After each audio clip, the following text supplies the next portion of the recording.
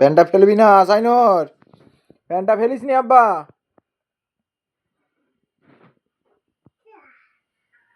কে ফেললো প্যান্টটা? সাইনুর। কেন ফেললো?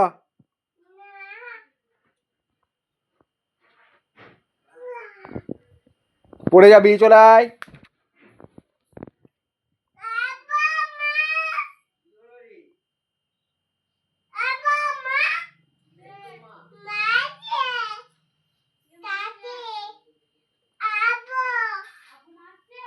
এই তোকে আমি কি ছেলে রে তুই? হ্যাঁ, এ কে মেরেছে তোকে?